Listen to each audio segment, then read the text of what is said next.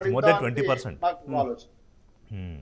Right. So back to మళ్ళీ ఏపీకి వచ్చేద్దాం శివశంకర్ గారు. సో 153 తెలుగుదేశం జనసేన బీజేపీ కూటమి, వైఎస్ఆర్సీపీ 21. అంటే 153 అంటే మరి అది ఇంకా పెరుగుతుందా, ఇంకా 2-3 స్థానాలు లేకపోతే 2-3 స్థానాలు తగ్గుతుందా? మొత్తానికి శివశంకర్ గారు భానుగారు ఇద్దరు చెప్పాలి. అసలు 150 నెంబరు నేనైతే ఊహించలేదు. భానుగారు మీరు ఊహించారా కూటమికి 150 వరకు వచ్చే అవకాశం ఉంటుందని?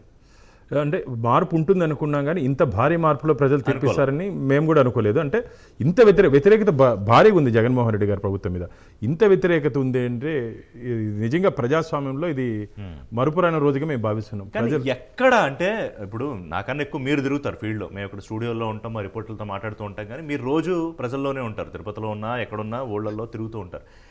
ఏం పాయింట్స్ అంటే బయటికి చెప్పలేదు ఎవరు, ప్రజలు బయటకు వచ్చి మాట్లాడలేదు, లేకపోతే స్టూడియోలోకి వచ్చి చెప్పలేదు, కానీ ఎక్కడ వాళ్ళు అప్సెట్ అయ్యారు, పరదాల చాటు దెబ్బతిన్నామని ఫీల్ అయ్యారు? పరదాల చాటున ఉన్నటువంటి ముఖ్యమంత్రి మాకు అవసరం లేదు, ప్రజల్లో ఉన్నటువంటి ఉండాల్సిన ముఖ్యమంత్రి కావాలి. ఎంతసేపు బయట వస్తే పరదాలు పెట్టుకొని కొన్ని వేల మంది పోలీసులు భద్రతతో బయట వచ్చే ముఖ్యమంత్రి మాకొద్దు, గాల్లో తిరిగే ముఖ్యమంత్రి మాకొద్దు, నేల మీద మాతో పాటు కలిసి నడిచి మా బాధలు తెలుసుకునే ముఖ్యమంత్రి కావాలని చెప్పి ఆంధ్రప్రదేశ్ ప్రజలు తీర్పిచ్చారని చెప్పి నేను భావిస్తున్నా.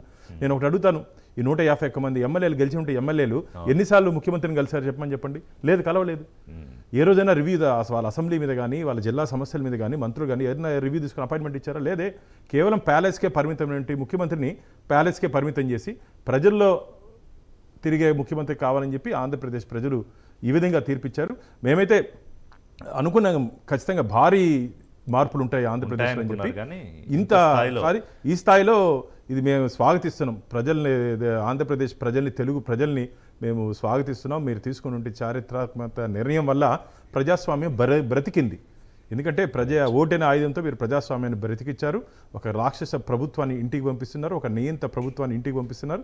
ఇది ఆంధ్రప్రదేశ్కి మంచి రోజులు, సీమాంధ్ర స్వర్ణాంధ్ర అవుతుందని చెప్పి గట్టి విశ్వాసం